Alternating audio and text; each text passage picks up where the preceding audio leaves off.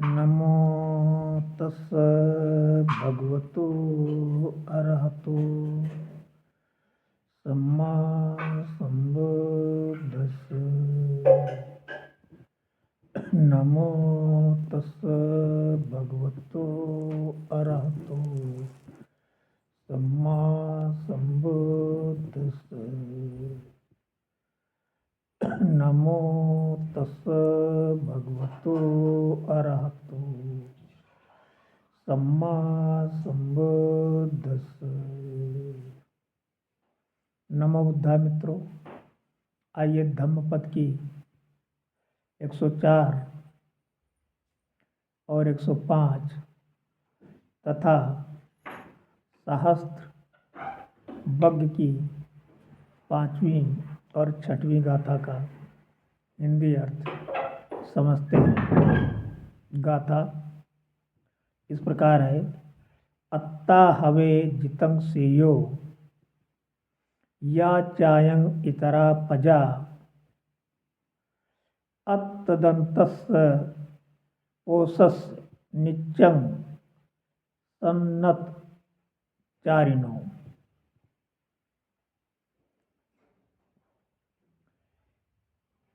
नेव देवो न गंधर्वो न मारोसः ब्रह्मणा जितं अपजितं कैरा तथा रूपस्य जंतुनो। अत्ता अपने को, हवे सचमुच निश्चय ही, जितं जीत लिया, श्रेयो श्रेष्ठ है, या चायं और जो ये, इतरा दूसरे, पजा प्रजा, अत्तदन्तस्य आत्म विजय करने वाला, ओषस पुरुष का,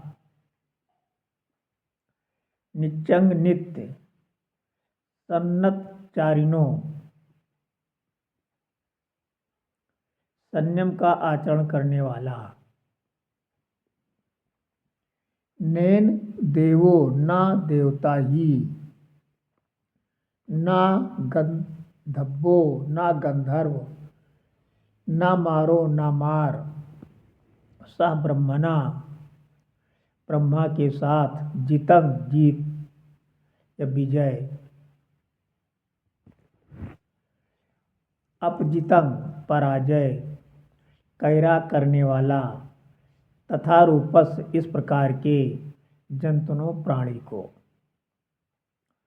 अर्थात अन्य मनुष्यों को जीतने की अपेक्षा अपने को जीतना श्रेष्ठ है।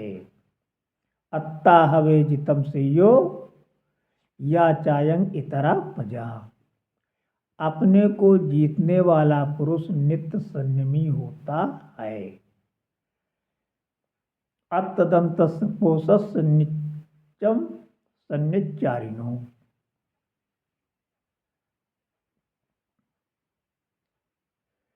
ऐसे प्राणी की विजय को हार में बदलने वाला न देव है, न गंधर्व है, और न मार के सहित ब्रह्मा है।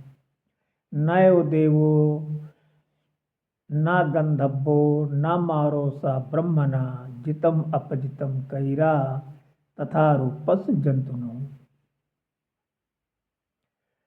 तो सबसे बड़ी जीत क्या है? अनर्थ पूछने वाले एक ब्राह्मण की कथा से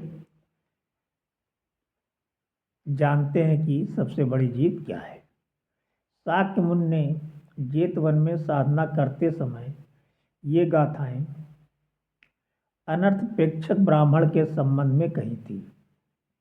जैसा नाम से स्पष्ट है, इस ब्राह्मण ने अनर्थ से संबंधित प्रश्न पूछे थे तथा शास्ता ने उत्तर देकर उसे संतुष्ट किया था। एक बार यह ब्राह्मण शास्ता के पास ये जानने के उद्देश्य से आया था कि क्या सम्यक संबुद्ध प्राणियों का किस प्रकार हित हो सकता है, सिर्फ इसे ही जानते हैं या क्या करने से उनका अहित भी हो सकता है इसे भी जानते हैं? क्यों न उनसे ये प्रश्न पूछूं। वो शाक्य मुनि के सम्मुख प्रकट हुआ और सादर प्रणाम कर उनसे अपने मन की शंका रख दी। भंते, आप अर्थ के विषय में भी सब कुछ जानते हैं या अनर्थ के विषय में भी आपको जानकारी है? तथागत ने उत्तर दिया, बुद्ध लाभ और हानि दोनों को जानते हैं। लोगों का किस बात से हित और अहित, मंगल और अमंगल हो सकता है इसे भी स्पष्ट रूप से जानते हैं। भंते, मेरी जिज्ञासा अनर्थ के विषय में कुछ जानने की है, कृपया इस विषय में कुछ बताइए। शास्ता ने उसे समझाया कि क्या करने पर निश्चय ही मनुष्य का बुरा होगा। नंबर 1, सूर्योदय के बाद तक सोए रखना।